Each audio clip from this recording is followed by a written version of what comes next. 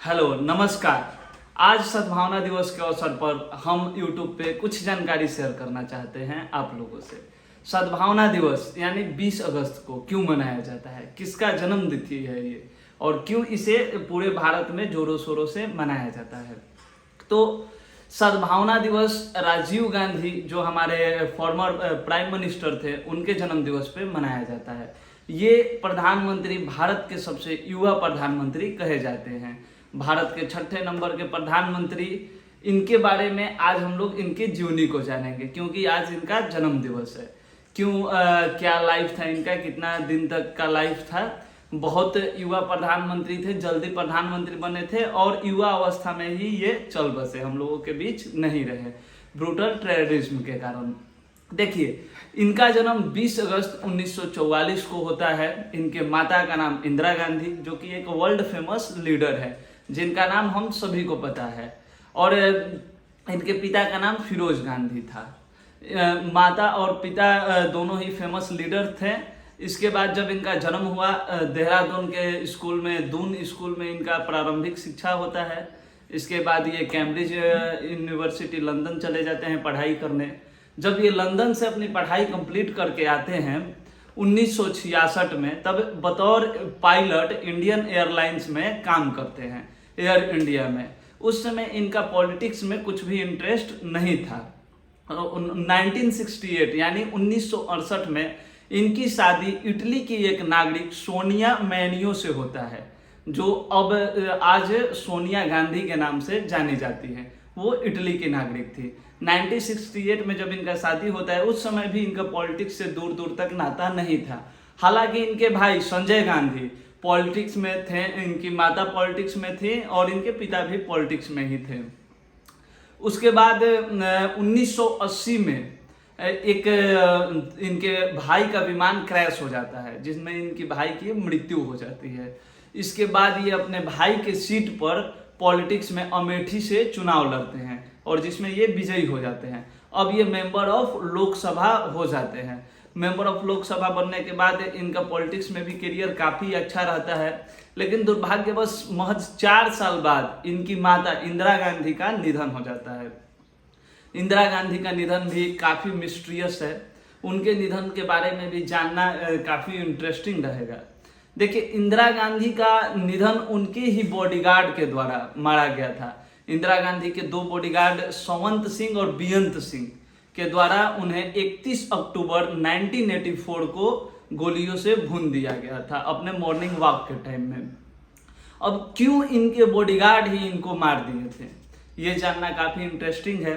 देखिए, उस समय 1980 के दशक में जो था, सिख समुदाय में ऐसी लहर चल रही थी कि वो भारत में हिंदुओं के साथ सुरक्षित नहीं है, इसलिए वो अपनी एक अलग देश खालिस्तान की मांग कर रहे थे, जिस मांग को सुप्रीम कोर्ट द्वारा सिरे से खारिज कर दिया गया था। सुप्रीम कोर्ट साफ साफ शब्दों में ये बता चुका था कि भाषा और धर्म के आधार पर अब भारत का बंटवारा संभव नहीं है।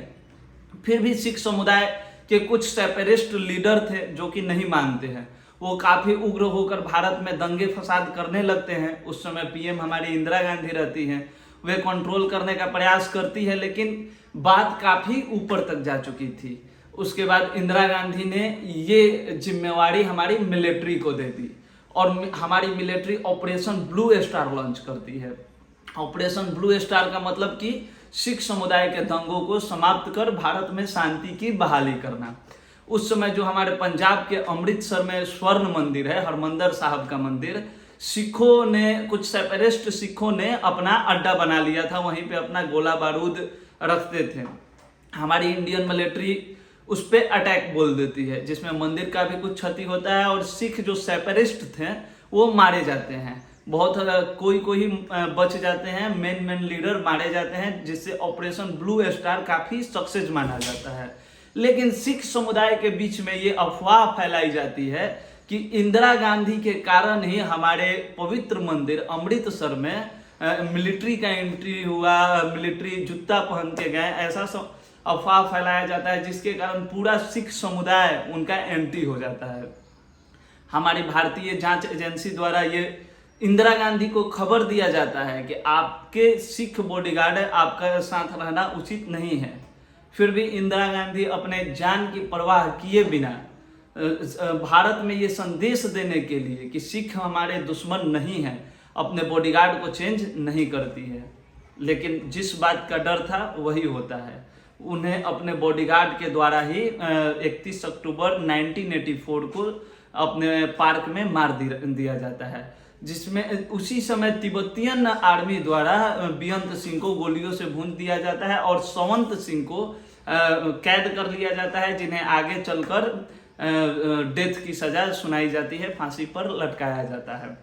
तो ऐसे हमारी महान लीडर इंदिरा गांधी का निधन हुआ, जिसका कारण ऑपरेशन ब्लू स्टार माना जाता है। अब 1984 में जब इंदिरा गांधी का निधन होता है तब राजीव गांधी को हमारा पीएम बनाया जाता है। राजीव गांधी जब उस समय चुनाव हुआ था, उस समय उस इलेक्शन में भारत में काफी भारी मतों से इंडियन कांग्रेस जीती थी। 562 सीटों में 411 सीटों पर केवल और केवल कांग्रेस पार्टी जीती थी, जिसके कारण राजीव गांधी का पूर्ण बहुमत वाला सरकार बनता है।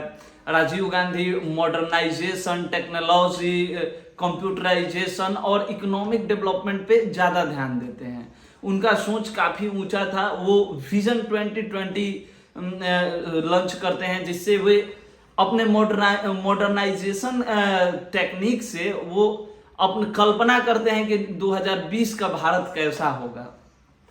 काफ़ी प्रगतिशील सोच और काफ़ी इंडिया का डेवलपमेंट तक ले जाते हैं।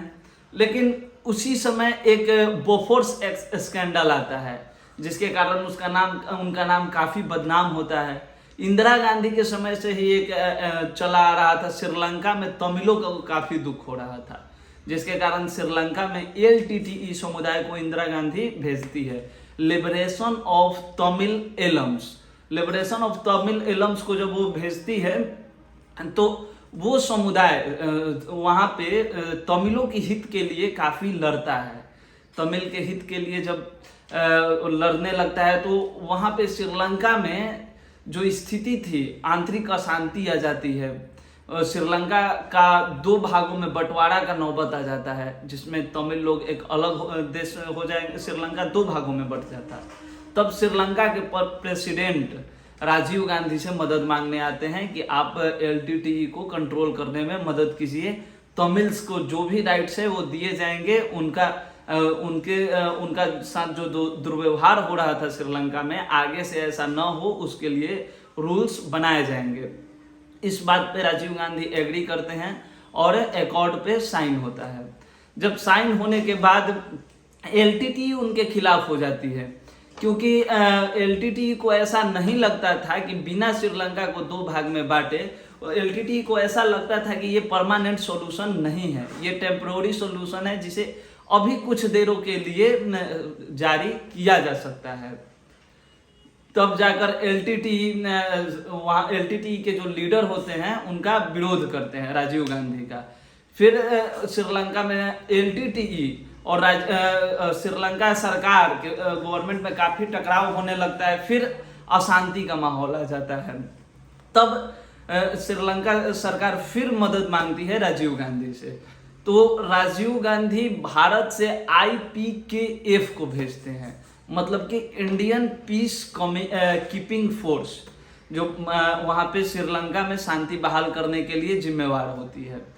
इंडिया पीस कीपिंग फोर्स का डायरेक्ट टकराव LTTE से हो जाता है। अब दोनों भारतीय आपस में लड़ने लगते हैं, जिसमें IPKF काफ़ी स्ट्रॉन्ग साबित होती है। LTTE के मेंबर बहुत सारे मारे जाते हैं। उसके बाद बोफोर्स स्कैंडल के कारण जब नेक्स्ट चुनाव आता है, दोनों मुद्दों के कारण ही राजीव गांधी चुनाव में हार जाते हैं। BP सिंह PM बनते हैं, जो कि IPKF को श्रीलंका से वापस ले आते हैं भारत। BP सिंह के बनने के बाद दुर्भाग्यवश उनका सरकार भी 2 साल में गिर जाती है। अब 90 में चुनाव का नौबत आ जाता है, 91 में, जिसमें राजीव गांधी चुनाव प्रचार के लिए अपना पूरे देश में रैली करते हैं। तमिलनाडु में मद्रास से लगभग 40 किलोमीटर दूरी पर श्री पेरम्बुदूर नामक जगह पे उनका रैली होता है, जहाँ पे LTTE के एक मेंबर सुसाइड बॉम्ब लगाकर 750 ग्राम RDX के साथ मंच पे आ जाती है और उसी समय विस्फोट हो जाता है। उसमें लगभग 26 लोगों की मौत होती है। ये पूरा का पूरा इंसिडेंट एक कैमरा में रिकॉर्ड होता है जो वहाँ के एक लोकल फोटोग्राफर का था। वो फोटोग्राफर मारा गया था उस बॉम्ब इंसिडेंट में, लेकिन उसका कैमरा रिकॉर्डिंग मूड पर ही ऑन रहता है। इसकी एक जितने भी इसमें लोग शामिल थे लगभग 28 मेंबर को फांसी दे दिया जाता है।